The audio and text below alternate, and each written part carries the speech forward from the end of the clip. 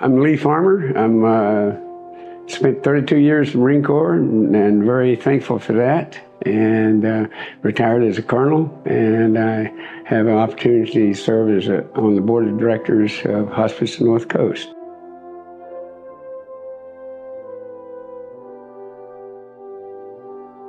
Upon retirement, I was looking to do something. And with my background, I had opportunity to interview and be selected as a board member for Hospice. And that fit the experience that I've had. I felt like I could use some of that experience here. My last active duty job, my boss, I had an opportunity to talk to my boss's wife. We were just chatting. And I said, I really appreciate and have a lot of respect for you for what you do. And she had an active job also, and said, it's so good that we have people like you who are willing to do what you do as a hospice nurse. And I said, I don't think I will be able to work with hospice because I'm just not comfortable. I haven't made an effort to really understand it. She says, oh, okay. I tell you what, I'm going to be back through tomorrow. I'll bring you a couple books. I'd like you to read those. So I took the books, and that week I read them. And I sort of got upset with myself, because I didn't understand it, and I was weak to say that I maybe wouldn't want to go into that field. And after all of the things I'd done in the Marine Corps up to that point, I didn't have any problem taking one issue on after another. That night, I talked to my wife. I said, I want to volunteer in some manner at hospice. I don't know how, but I would like to. And that weekend, so help me, at church, one of my wife's friends, who was a board member at Hospice, she came up to Cindy and said, we're looking at adding some seats on the board of directors. Would Lee be interested? And I said, yes, I'm ready. I want to apply. And that's how I really got on the board.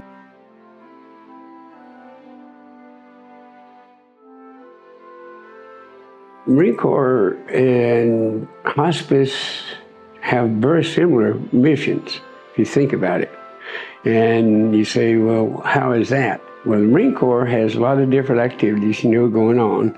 And not everything that the Marine Corps does creates a change of environment. And the Marine Corps also has units and well-trained units for humanitarian actions, such as if there's something major like earthquakes, typhoons, need to get medicine into areas where nobody else can get to support a village, then the Marine Corps is called upon that. And the point is taking care to take care of the people. That's your part of the mission. And hospice is, of course, you have missions, you have structure, and you do wonderful things for the community and the people that serve.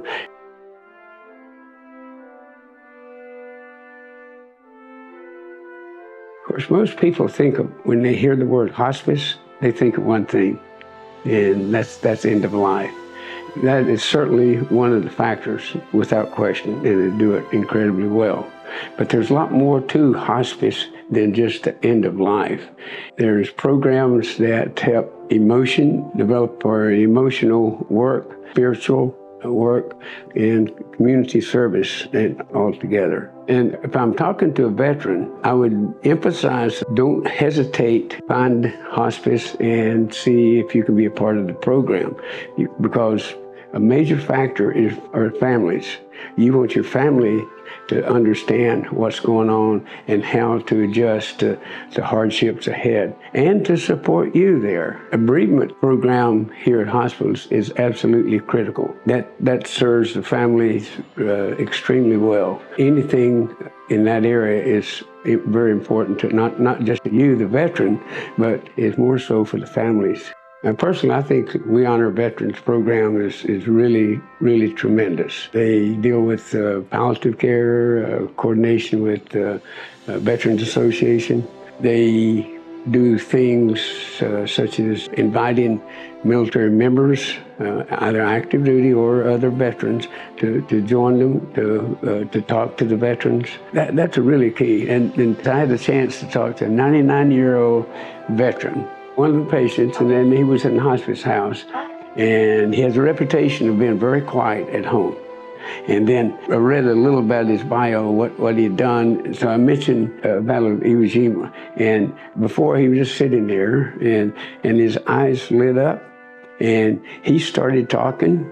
And about 2 hours later, he was still on, and his attention to detail, his knowledge was so pinpoint. He talked about his uniform, how he got scuffed, torn, going through the coral, what he had to eat while he was in battle. He talked about when he had the first live fire at him, but it's so much detail. And there's 2 members of his family there at that time, and they were absolutely in awe. They'd never heard him talk about that. And if you think about it, the veterans a lot of times are sort of secluded. They're in a home, in the room, or in a facility. So they don't have a chance to talk to anyone other than the family or hospice care, which is good, which is very important. But you have to remember that they spent a lot of meaningful time as young guys or gals in either war zone or getting ready for war. And those memories last longer probably than most others. And when they have somebody to talk to bring up those issues, they're overly enthused. They just love it. I would encourage you very much to go to a hospice, go online, talk to someone who knows something about it, and anyone that works at hospice to find out. As a veteran, I know you're strong and you're willing to do everything yourself, and it's certainly better for you and your family to get some of the help that hospice offers. You'll be surprised at the amount of attention you're afforded to get.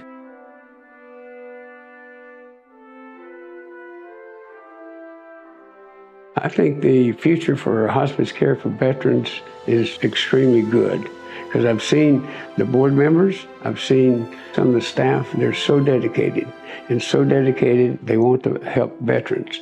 I think what hospice does for the veterans demonstrates that respect, and then that will carry on, and the more veterans that participate, either as a patient or as a volunteer, will help promote that also.